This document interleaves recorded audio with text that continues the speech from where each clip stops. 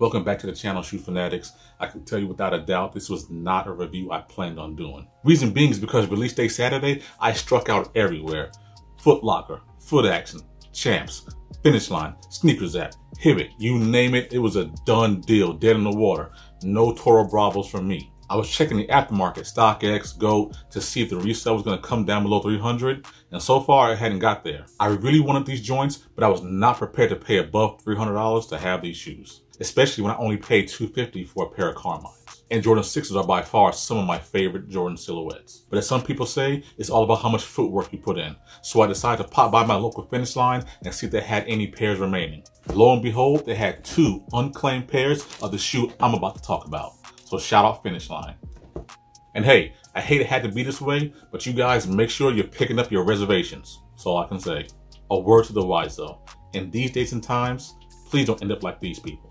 This is absolutely no way to go about trying to get a pair of shoes, man. I saw people were fighting over these. I've seen people fighting over Carmines. I see people fighting over the silver toes. Hey, it's not worth it. Please be safe out there and make sure you're making good decisions. It's just a pair of sneakers. Let's get into the unboxing.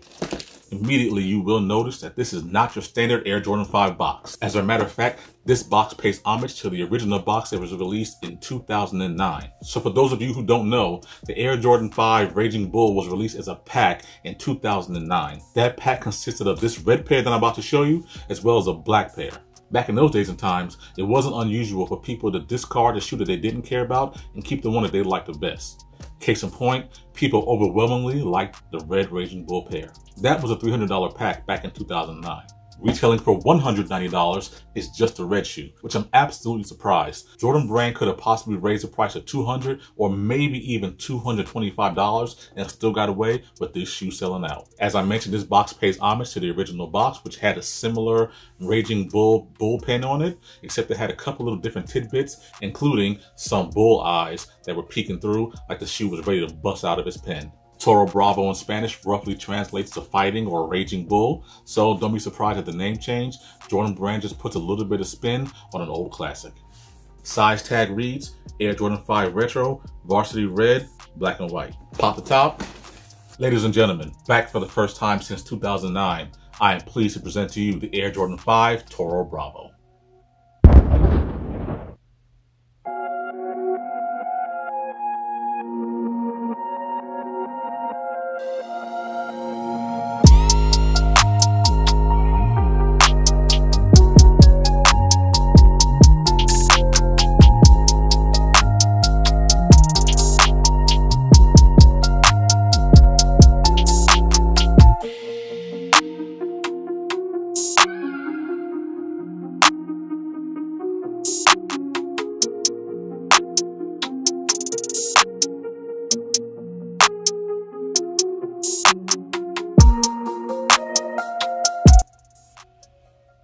Haven't done that in a while. Since the release of the Fire Red 5s, Brand Jordan has been doing everything they can to mimic the original OG shape of the pair that came out in 1990. The Toro Bravo follows that tradition. The all-university red upper is a short, rough-haired suede, which blends down to a black polyurethane midsole. Flipping over the bottom, you have that clear, translucent outsole with a tint of blue in it. Like all Jordan 5s, this shoe was designed with the fighter jet in mind, hence you have the shark's teeth with that little bit of red paint right there at the tips. You do in fact have a soft, translucent netting, which is reminiscent on every Jordan 5, as well as a clear air bubble and that classic 23 on the side. On the back heel, you do in fact have a Jumpman logo. A real treat would have been a black Nike Air, but that's asking a little too much, as this shoe is supposed to mimic the shoe that came out in 2009. Typically, Nike Air is reserved for special editions, OGs shoes, collabs, and things of that nature. So it's a little bit surprising that this one does not have it, but it's not that bad, and I'll take it any way I can get it. On the insole, there is in fact a Jumpman logo.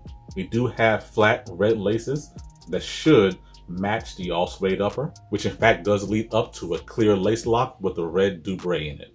As usual, we do have a silver reflective tongue that's just like what's on the recent release Fire Red 5s. Just in case you didn't believe, that thing shine bright like a diamond.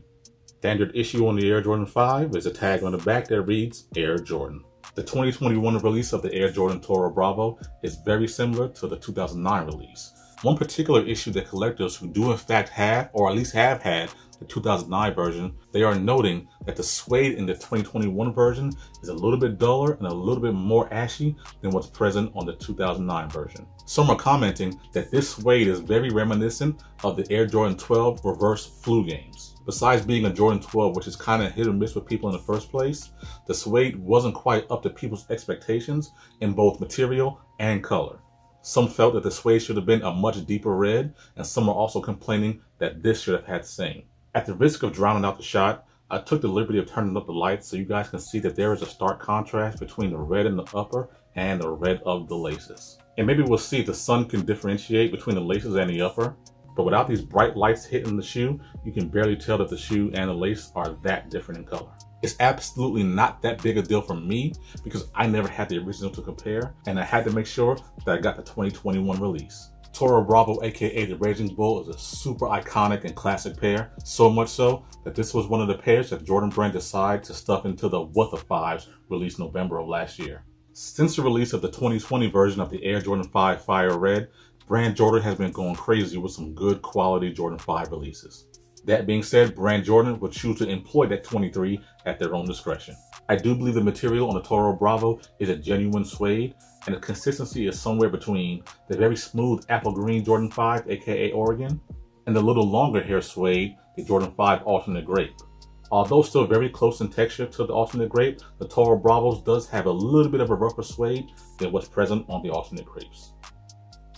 As I mentioned, Jordan Brand has been doing a great thing releasing solid pairs of Air Jordan 5s since Fire Red 5s came out last year. So do me a favor, tell me, were you able to cop? Did you strike out like me? Let me know in the comments below your thoughts about the Air Jordan 5 TORO Bravo.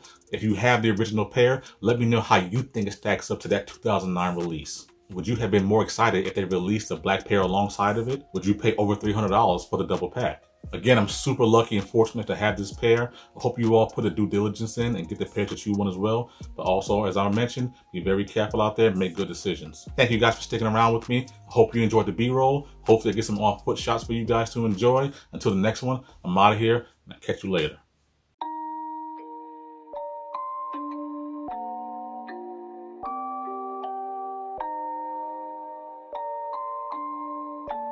Rage on that beat, going crazy.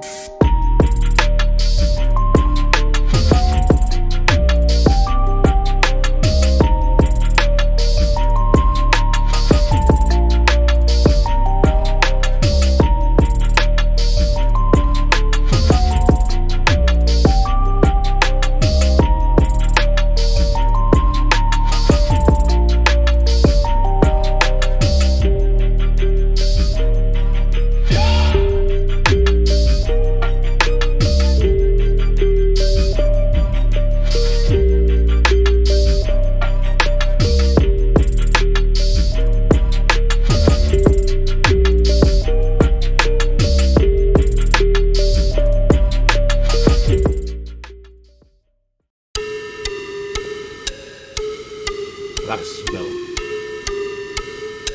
Oh, the original cut. There it absolutely is. I might like it better than the 2020 version. And I had to